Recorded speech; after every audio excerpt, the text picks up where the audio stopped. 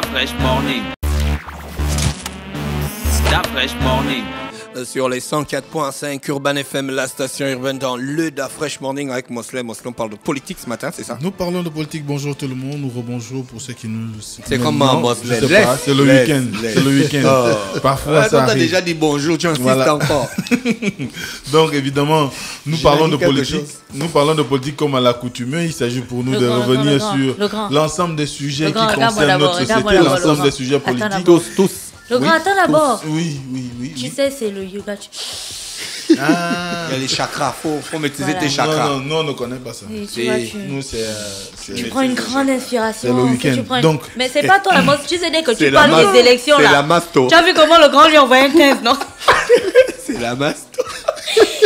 C'est pas toi et moi, le week-end, on parlait du grand qui on envoyait un 15. Je te dis de souffler d'abord. Le grand du 15 là. ouais. On lui a tamé On lui a 15 donné d'après. ça. Mais on n'a pas encore la confirmation. Ça doit être un 15 et demi quand même. On attend toujours. Lui, ça doit être Non, on n'a pas encore la 15 et demi confirmation, quand même. mais on attend. Peut-être un 16. Non, ça c'est encore 15 et demi puisqu'il y a pas Alors encore dans la le studio, nous confirmation. avons monsieur. Mais il n'a pas encore fini son introduction d'après. Si. Tu coupes ça. Il avait déjà fini. Non, il n'avait pas fini. Il prenait l'inspiration et... Oui, Mosley, bon, vas-y. Donc, évidemment, d'après Statel déjà a fait la présentation des invités qu'on a ce matin. L'objectif pour nous, c'est de revenir sur les résultats des élections législatives et locales jumelées. Vous savez que le CG a donné les résultats récemment. Donc, évidemment, il s'agit pour nous de faire le débrief de cette actualité, de comment ils ont perçu les élections, qu'est-ce qu'ils pensent de ce qui s'est passé en termes de résultats. Donc, voilà un tout petit peu. Donc, Monsieur Habib Smith Nzengue. Bonjour. il est là. Ah, c'est là-bas. Hein? Ah, c'est vous. Vous Faut pas que les Nzengue sont assis ensemble. Ah, Nzengue. Ouais, c'est une affaire d'Nzengue. Conspiration. Tu sais comment on dit Nzenga, enfin? Nzang, la route. Nzang Ayon. Tu vois, Nzengue là, c'est Nzang. Dans Nzang, il manque le UE à la fin. Mais justement, c'est nous, on fait la contraction, vous ajoutez UE. Nzang Minam. Donc, monsieur Habib Smith Nzengue, vous faites quoi? Vous êtes un homme politique? Je suis juste un partisan d'un parti politique, mais au-delà de cette activité, Vous êtes dans quel sur parti le politique? plan, le Parti démocratique gabonais. Ah, vous êtes un PDGiste. Exactement. Ah, d'accord. C'est vous qui accélérez. La transformation. Et nous avons monsieur Ghislain Motongo, voilà, David. Hein. David Ghislain Motongo, Voilà, évidemment, David Ghislain Motongo, qui est coordonnateur au mouvement des jeunes de l'Union nationale.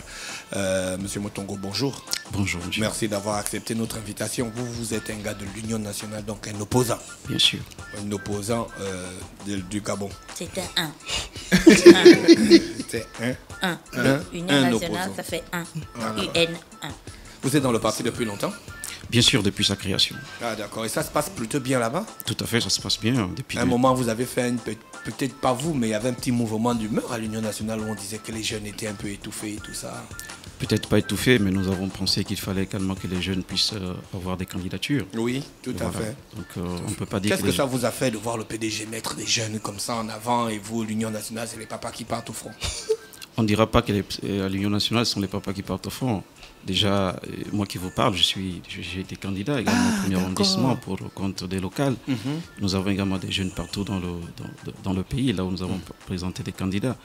Maintenant, le Parti démocratique gabonais a présenté des jeunes. C'est bien. C'est leur stratégie. Voilà, c'est encourageant. D'accord, ok. Mosley? Ok.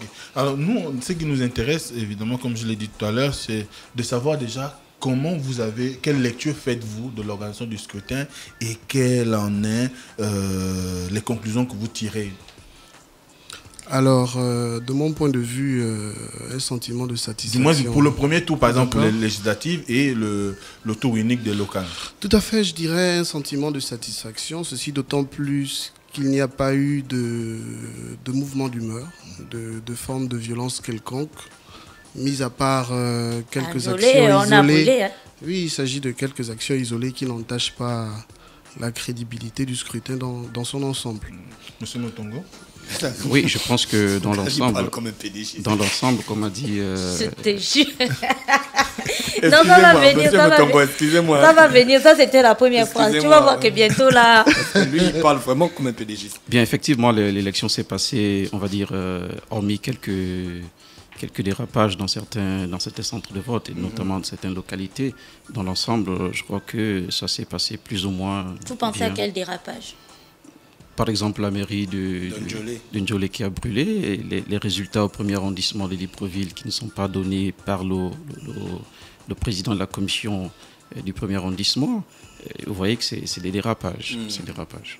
Alors, Stim, aujourd'hui, nous, d'affaire, je posais la question tout à l'heure à M. Mutongo, notamment de Mutongo, pour savoir. Non, je m'adresse à Simif. Donc, de savoir si, en mettant en avant les jeunes, le PDG a joué stratégique. Et aujourd'hui, moi, la question que je voudrais poser, c'est de savoir comment, qu'est-ce qui, selon toi, a réellement fait le succès du PDG à ces élections? Parce qu'on rappelle qu'actuellement, le PDG a pratiquement la majorité au niveau de l'Assemblée nationale. Quels sont les ingrédients qui ont concouru à ce succès? Pas pratiquement, Mosley. Ils ont 143, ils en ont déjà 67. 76. Donc, c'est plié. On a l'impression que c'est une question rhétorique. C'est comme si vous avez donné la réponse. Le septennat de la jeunesse, valorisation des compétences des jeunes. Les jeunes ont été mis au devant de la scène. C'est une révolution. Vous avez des jeunes comme Tony Ndomba, par exemple, qui n'étaient pas connus du grand public, qui ont pu faire leurs preuves. Il y a pratiquement plus d'une centaine de jeunes d'approximativement 27-26 ans qui ont été investis au local et qui sont aujourd'hui des conseillers municipaux qui vont faire valoir leurs compétences au sein de ces organisations-là. Donc déjà, il y a le fait d'avoir valorisé les jeunes. Ensuite, en prélude de ce scrutin, il y a eu le congrès. Le congrès qui a rendu à la base ces lettres de noblesse. Parce qu'en principe, en politique, la base a la souveraineté. Le peuple a la souveraineté. Et c'est ce peuple-là qui doit en principe désigner ceux qui sont susceptibles de conduire les politiques. Voilà, donc le congrès de la régénération et la revitalisation qui s'est traduit par la restauration du pouvoir à la base a quand même eu un déclic.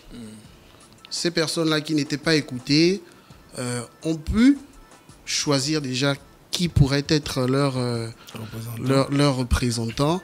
Et c'est dans ce même élan qu'ils sont allés voter massivement pour ce parti démocratique gabonais-là qui leur donne l'opportunité de s'exprimer davantage. Donc un congrès, c'est un organe décisionnel qui restructure une organisation dans son ensemble. Donc le congrès a n'est-ce pas, permis Mais on déplore quand même le fait qu'il n'y a pas eu de propositions concrètes en dehors du fait que les candidats du Parti démocratique gabonais brillaient peut-être par un certain nombre d'artilleries qui leur ont permis de convaincre les électeurs. Écoutez, c'est une organisation politique, elle est bien structurée. Il y a une vision qui est là homogène, d'accord, qui se traduisait dans les faits par le slogan là, accélérant la transformation du Gabon. Et derrière l'accélération de la transformation du Gabon, il y a toutes les réformes initiées par les militants du Parti démocratique gabonais qui occupent des responsabilités au gouvernement. Je pense notamment à la réforme des finances publiques, aux travaux de la task force sur l'éducation. Voilà, donc il y a un panel de réformes qui ont été initiées. Et de mon point de vue, ce vote, c'est l'expression de la adhésion massive des populations à la politique du président de la République. Voilà. Monsieur Mutongo, si on venait à faire une introspection sur la déconvenue de l'opposition au cours de ces élections, notamment les législatives, quels seraient, selon vous, les points qui ont favorisé l'échec, si on peut dire ça en ces termes-là? Bien, nous sommes partis déjà dans cette élection avec effectivement l'idée d'avoir une majorité à l'Assemblée nationale. Et malheureusement, nous sommes heurtés à un adversaire de taille, celui qu'on appelle l'abstention. C'est le plus grand de notre ennemi qui a effectivement montré la capacité qu'a le peuple de ne pas aller voter quand il a dit non. Donc je crois que... Mais là, il dit non à tout le monde. Il ne dit pas non à un bord politique spécifique. Écoutez, au sortir des élections présidentielles, je n'aime pas trop en parler, mais il faut qu'on en parle. Au sortir de l'élection présidentielle, nous avons vu un candidat qui a été élu, un candidat de l'opposition à la personne de M. le Président Jean Ping. Et les populations se sont retrouvées dans ce candidat-là. Il a été élu selon votre entendement. Il a été élu selon la majorité des procès-verbaux qui se sont... partiel quand même, parce qu'aujourd'hui... Oui, vous savez, voilà pourquoi j'ai dit... Voilà pourquoi j'ai dit... Voilà pourquoi j'ai dit... Selon votre entendement. Et voilà pourquoi j'ai dit...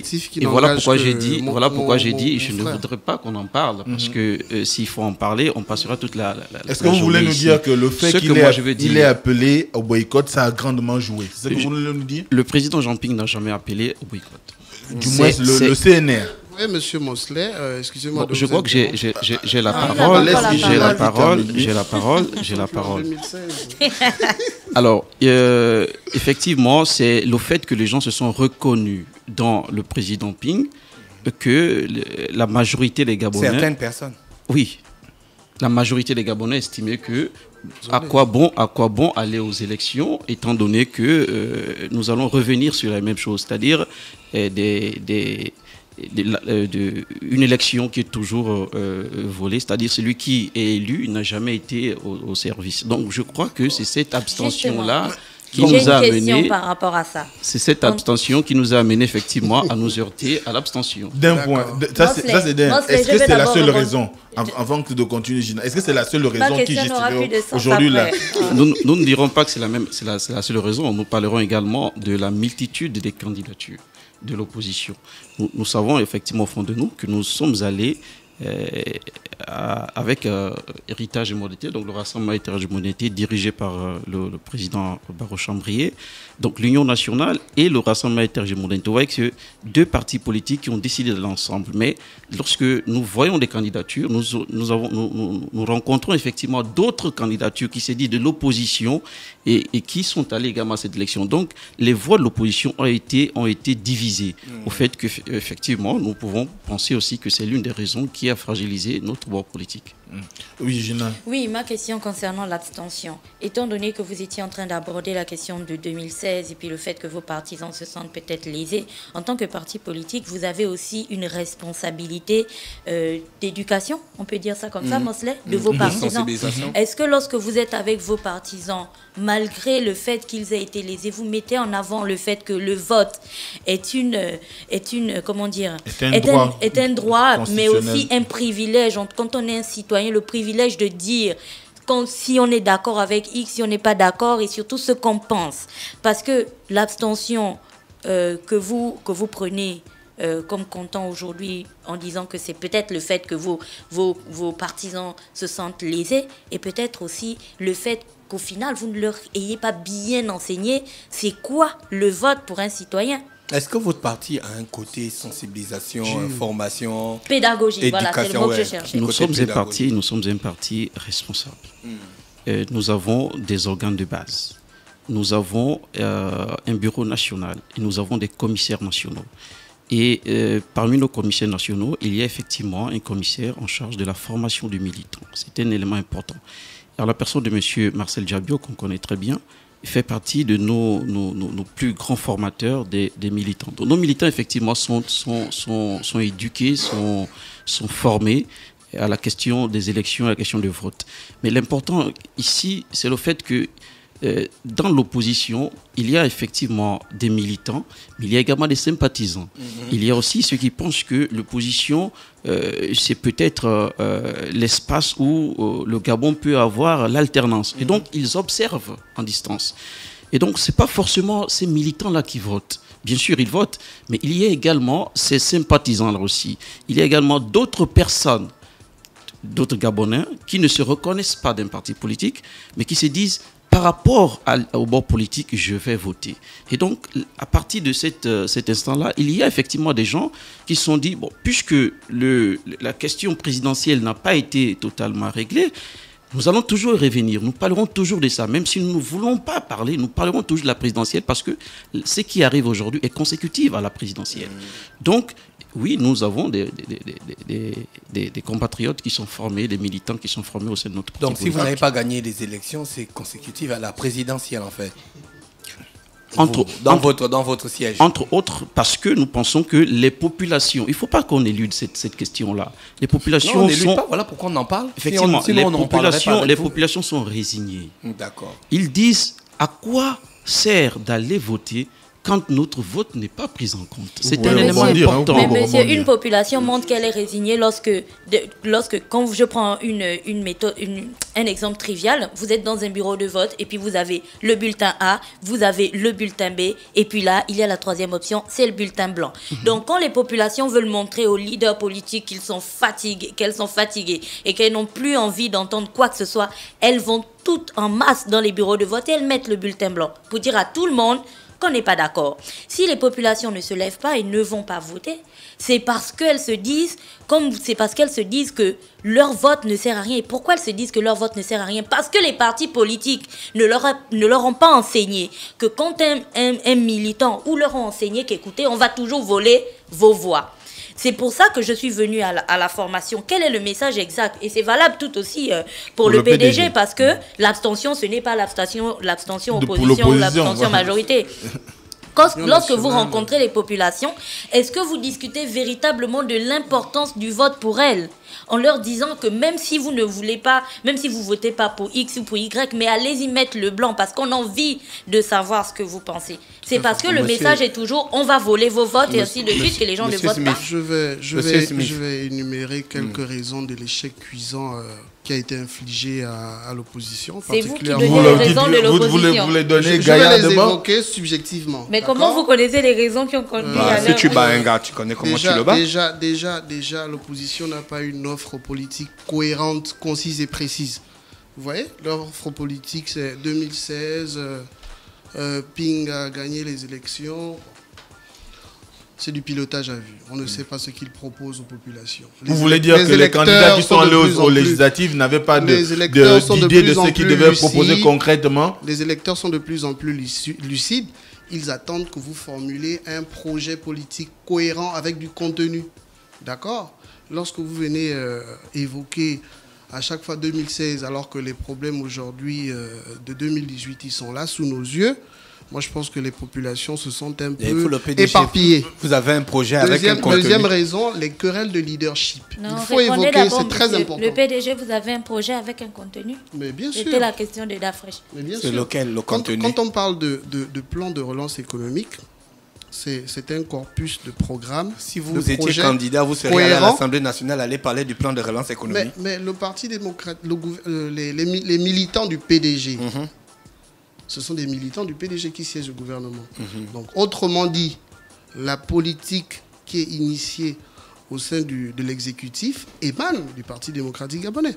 Donc, on ne peut pas avoir un candidat du PDG qui n'évoque pas, dans le volet économique de sa campagne, le plan de relance économique, le fonds d'initiative départementale. Ouais, tout à Donc, fait. il y a un corpus de programmes, de projets cohérents, initiés et en cours d'initiation, qui servent d'outils de langage aux acteurs politiques du Parti démocratique. Je vais revenir avec vous, Monsieur Smith. Monsieur Motongo, si vous auriez voulu aller à l'Assemblée nationale, pourquoi exactement? Pour avoir le salaire des députés ou bien vous avez un véritable projet au fond de vous? Laissons 2016. Qu'est-ce que vous nous aurez proposé? D'accord. Un élu du peuple à l'Assemblée nationale touche pour salaire... S'il vous plaît, alors, oui, 1,7 million. Oui, c'est beaucoup d'argent. Oui. 1,7 million par mois? Oui, et après on enlève les impôts et tout le Alors, lorsque vous regardez très bien la majorité des membres de l'opposition, notamment de l'Union nationale, vous pensez vraiment que nous partons à l'Assemblée nationale pour chercher 1,7 million? Ah, nous, on ne pense pas. Hein. Moi, j'ai posé la question. Qu'est-ce que vous aurez voulu nous apporter? Les anciens mastodontes du parle parti pas. unique qui sont suffisamment Laissez cette affaire de mastodonte. Ça, c'est une monsieur. Si nous parlons de mastodonte, on en parlera. Moi, je veux des idées concrètes. Alors, si nous partions, vous, députés à l'Union nationale, à l'Union nationale, quelles sont les propositions qui étaient les vôtres ou quelle était la directive du parti au moment des élections qui viennent de se dérouler, notamment pour le premier tour des législatives et le tour unique des locales? Quelle était la proposition qui n'a pas su happer les populations? Non, il n'y a pas de population, il n'y a pas d'élément qui n'a pas su happer les populations. Il y a un élément important. Lorsque nous sommes candidats à une élection, nous avons effectivement des idées que nous faisons passer auprès des populations. Nous avons un projet que nous faisons passer aux populations. Déjà au niveau, que nous attendons. Bien sûr, nous ne voulons pas ici pour. Il y a encore un second tour, donc on vous donne même l'opportunité de convaincre les candidats. Nous croyons que la majorité des populations gabonaises sont dans une situation difficile en termes de quotidien. Nous avons des artères de routes qui ne sont pas bitumées. Nous avons des projets que nous pouvons faire passer auprès du gouvernement pour dire, écoutez, moi par exemple en Nzenzele, je n'ai pas d'électricité en Nzenzele. Moi, je n'ai pas d'eau en Nzenzele. Mais il faut faire en sorte que l'eau arrive en Nzenzele. Il faut faire en sorte, effectivement, que l'électricité arrive en Nzenzele. Donc, moi, je crois que le contraire de ce qu'a fait le PDG, c'est un projet de société. Lorsqu'on n'a pas construit les écoles en 10 ans, je crois que si nous partons, nous allons mettre en place des projets pour que le gouvernement se penche sur la construction des établissements au sein de nos Monsieur Motongo, étant donné que M. Nzenge a commencé à esquisser quelques pans qui ont fait échouer l'opposition, selon vous, est-ce que vous pensez que le PDG a gagné cette élection à la régulière? Le PDG a conservé ses militants. Si moi je conserve mes militants et que vous êtes dans l'opposition, vous êtes 2 candidats de l'opposition dans un même siège, vous voulez que dans ce siège-là, il y ait quoi? Il y ait division de l'électorat, de voix. Et c'est normal. Moi je dis et auprès de mes collaborateurs, j'ai dit, le PDG a conservé ses militants. Nous avons divisé nos militants avec la multitude de nos candidatures. Moi je dis, ils ont gagné, oui, dans certains sièges. Donc vous avez péché en termes de stratégie.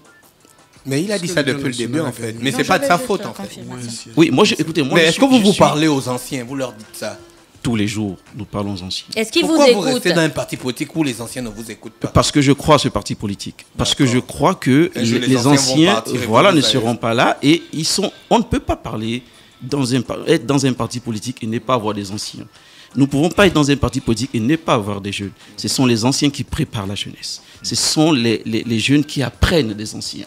Ce que moi je voudrais dire par rapport au projet, à l'offre politique du PDG, je crois que c'est audacieux quand même de dire qu'ils ont une offre politique. Lorsque nous voyons un peu la majorité de nos populations, ils sont plus concentrés sur la personne. Si moi, David Justin Motongo, je viens dans un village, les populations vont me voter parce que je suis David Justin Motongo. Ils ne verront pas le projet. Et c'est sur cette base-là que le PDG a surfé depuis longtemps. Ils estiment que pour eux, il faudrait simplement se retrouver là, dire que je suis d'Ali Bongo, je suis de ceci, et puis après, ils sont élus. Donc, cette offre politique qu'ils recherchent. Monsieur Motongo, moi, on est en 2018. Monsieur Nzenge a des choses à dire. Oui, je sais. Mais bon. Ils sont dans l'accélération. Les Gabonais votent en fonction des visages. Monsieur Nzenge. Mais justement, c'est ça. C'est ça le Gabonais. Et c'est là que le PDG a surfé depuis longtemps. Ils se sont dit, bon, j'ai de l'argent, j'ai un nom, et donc auprès des populations, on va m'élire. Il n'y a pas de projet concret pour le PDG. Sinon, ce PDG-là aurait mis ce projet-là pour le développement du Gabon. J'espère bien qu'ils vont accélérer parce qu'ils sont élus. Moi, je conseille à mes frères de l'opposition de tirer tous les enseignements de cet échec. Ressasser le passé ne servira à rien. Vous avez lamentablement perdu. Tirez-en tous les enseignements et étudier les perspectives. Ce qui compte, ce sont les Gabonais. L'amélioration des conditions de vie des Gabonais. Que vous n'arrivez pas depuis 10 ans au-delà à satisfaire. Des velléités partisanes des acteurs politiques. Vous n'arrivez pas à satisfaire depuis 10 ans. C'est priorité. L'Union nationale a eu, je pense, un seul élu, c'est ça, au législatif? Oui, pour l'instant. Contre 76 pour le PDG. Il faut beaucoup vous informer pour savoir exactement ce qui se passe. Alors, nous avons une offre politique cohérente, d'accord? Je reviens là-dessus, c'est très important. Aujourd'hui, on parle en termes de management de projet. Notre projet... Allez dire ça, Tsotanzala. si l'habitant de Sotanzala va vous écouter. Tout dépend des éléments de langage. Vous avez quel élément de langage vous voulez? Vous ne faites que reprendre ce que votre Premier ministre dit. Vous ne faites que reprendre. De la mondialisation des échanges, il a un smartphone, il a accès à des informations. Ne méprisez pas les électeurs gabonais. Ne méprisez pas les électeurs. Là, vous avez volontairement, vous avez volontairement refusé le développement de notre pays. C'est un débat d'idées. D'accord? Nous avons une offre politique cohérente, concise et précise. Nous avons des objectifs que nous nous sommes assignés en amont. C'est laquelle? Et nous prenons les dispositions pour les atteindre. D'où la nécessité d'avoir des ressources humaines. Monsieur Motongo, s'il vous plaît. Monsieur Motongo a mis en avant, au Sénat et dans les conseils départementaux et municipaux. Parce que ce sont ces ressources humaines-là, mobilisées autour de notre projet politique, qui vont nous permettre d'atteindre les résultats escomptés. Monsieur Motongo a mis en avant quelque chose d'important. Il a parlé, s'il vous plaît. Mosla, il est 10h. Oui, on va aller très rapidement. Voilà. Juste, monsieur Motongo a mis en avant quelque chose d'important tout à l'heure, notamment en rapport avec le financement de la campagne. Il se trouve que quand on regarde, il a parlé du beau qui vend, il a parlé également d'argent. Est-ce qu'aujourd'hui, on peut soupçonner que le Parti démocratique gabonais a procédé par corruption des populations pour arriver à glaner autant de sièges? Monsieur Monsley, vous votez à cause du visage? Mais c'est pas moi. C'est pas moi. Mademoiselle Gina, ma soeur, mon homonyme, vote en fonction du visage? Non, moi je vote en fonction du projet. Ça ressemblait à un séminaire de renforcement des capacités qu'elle a tenu sur son plateau. Peut-être parce que certaines formations politiques n'en tiennent pas. C'était sur le vote, je pense. Elle a insisté sur le fait qu'on vote en fonction des idées novatrices pour le développement inclusif et durable d'une localité ou d'une circonscription. Tu pensais qu'on vote à cause des visages? Mais il récite, c'est le Premier ministre qui le dit. Mais monsieur Motongo, est-ce que vous pensez il ne récite pas? Non, il récite. Monsieur Motongo, est-ce que la majorité des jeunes du PDG récite ce que disent mais donc en fait donc c'est un parti discipliné. Voilà. Peut-être pas discipliné. Vous leur retirez tout talent. Peut-être pas discipliné. Vous leur déniez la qualité d'avoir du talent, peut-être. Talent, il faut qu'on cherche également. Ils veulent dire que l'apanage de l'abstinence relève du PDG. Quand Jean Gaspard allait se présenter, il s'attendait à ce qu'il y ait une forte abstinence? Je ne pense pas. Il a été battu à plat de coutume par d'autres Gabonais qui en tirent tous les enseignements. C'est pareil pour les autres candidats. L'élection, c'est une bataille politique, ce n'est pas une guerre en soi. Que les Gabonais s'asseyent. Quitte à procéder par l'achat de conscience, la corruption. L'achat de conscience, encore qu'il faut avec des faux billets sur le terrain. Nous sommes présumés innocents tant que notre culpabilité n'est pas établie. Ce n'est pas des fausses accusations. Moi, je vous ai dit, j'étais sur le terrain. J'étais candidat. Vous avez un détecteur de faux billets. Vous avez un détecteur de faux billets. Écoutez, vous savez que les détecteurs de faux billets existent. Les détecteurs de faux billets existent. D'accord. Ils savent ça. Ils savent. Alors, on parle de corruption. On termine rapidement. Il y a quelque chose qui s'est passé au niveau de Port-Gentil, évidemment. Il y a le candidat du 4e arrondissement, Marc Logan Tchango Nangema, qui a décidé de se retirer du second tour parce qu'il était loyal envers le chef de l'État. Est-ce que selon vous, M. Ndengue, vous pensez que c'est une attitude qui devrait être celle de tous les soutiens d'Ali Bongo aujourd'hui ou du Parti démocratique gabonais? Bon, c'est une question un peu délicate, ceci d'autant plus que M. Marc Logan n'est pas militant du Parti démocratique gabonais. Mais c'est courageux et salutaire. C'est courageux et salutaire et stratégique. Franchement, je n'ai pas de commentaire particulier à faire là-dessus. Nous avons encore plusieurs sièges dans le Goué maritime à conquérir. J'encourage juste les militants du PDG à terminer le travail que nous avons déjà bien commencé. Moi, j'ai une question. Non, Gina, il est 10h, il n'y a plus de questions. C'est vraiment important, s'il te plaît, Monsieur Nzengue. Si vous avez la majorité, oui, je pense qu'il nous faut peut-être une heure. Ouais, si vous avez la majorité suprême à l'Assemblée nationale, c'est qu'on dépasse les 100 sièges. Il y en a 143. Si vous avez, c'est une supposition, si vous en avez peut-être 120 ou 130. Oui. Est-ce que vous pensez que une assemblée générale avec une forte coloration PDG arrivera à faire le poids et une assemblée nationale avec une forte coloration PDG arrivera véritablement à faire le poids et faire pression sur un gouvernement à coloration PDG? Non, déjà, c'est pas comme si nous on a voulu que ce soit ainsi. Hein. Ce sont les Gabonais qui ont voté. Ce sont les Gabonais qui ont voté. Le Parlement, c'est la maison du peuple, c'est l'hémicycle. L'élection, c'est une délégation de souveraineté. Les Gabonais ont voulu qu'il en soit ainsi. Donc, les PDGistes vont travailler. Voilà. C'est pas comme si nous, on aurait voulu. Ils vont accélérer, la construction des établissements. Vous êtes invité. Hein. Ils vont accélérer la construction des établissements. Donc, maintenant, on espère bien. Nous avons déjà initié des réformes. Il y a plusieurs projets de loi en cours d'étude au niveau du gouvernement qui seront soumises à appréciation des futurs députés qui vont voter. Et dans quelques mois, vous allez... Et la roue va toujours... Monsieur Motongo, merci. Il n'a pas dit son mot de fin. J'ai pas compris. C'était pas un mot de fin. Ça, c'est pas son mot de fin.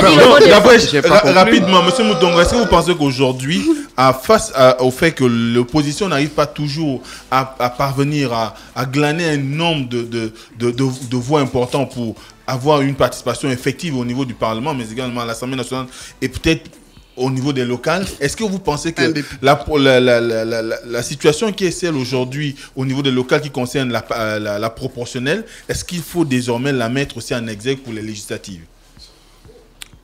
Ben, écoutez, je pense effectivement qu'il faut effectivement mettre cela dans cette logique-là, parce que si nous avons plusieurs candidats aux législatives dans un même siège, comme les locales par exemple, je crois que c'est une option importante, parce que cela fera en sorte qu'il y ait plusieurs candidats à l'Assemblée nationale, plusieurs personnes à l'Assemblée nationale issues de l'opposition. Moi, je crois que c'est une option.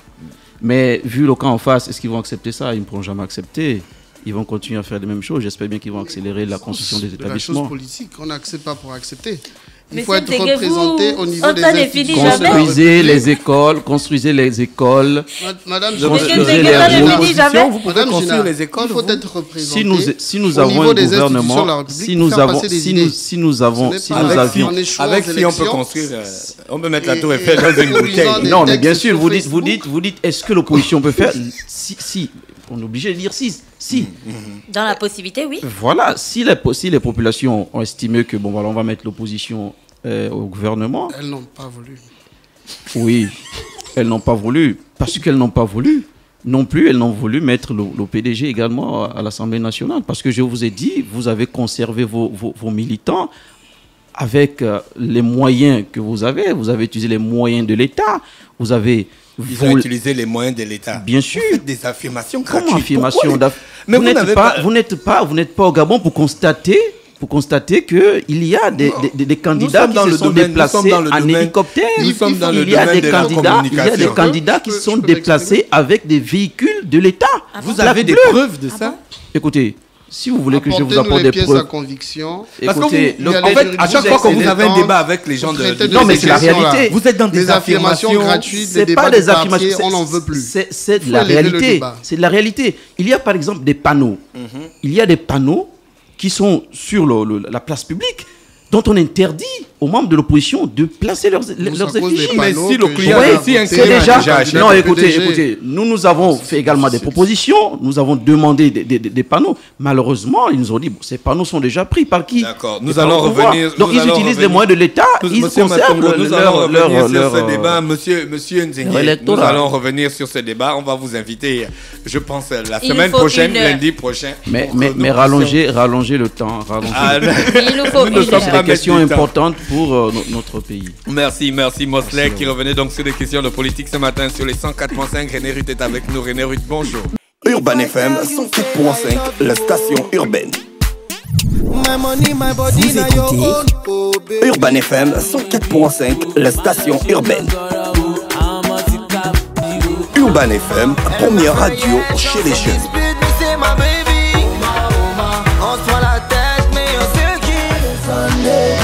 Urban FM, la radio des musiques urbaines.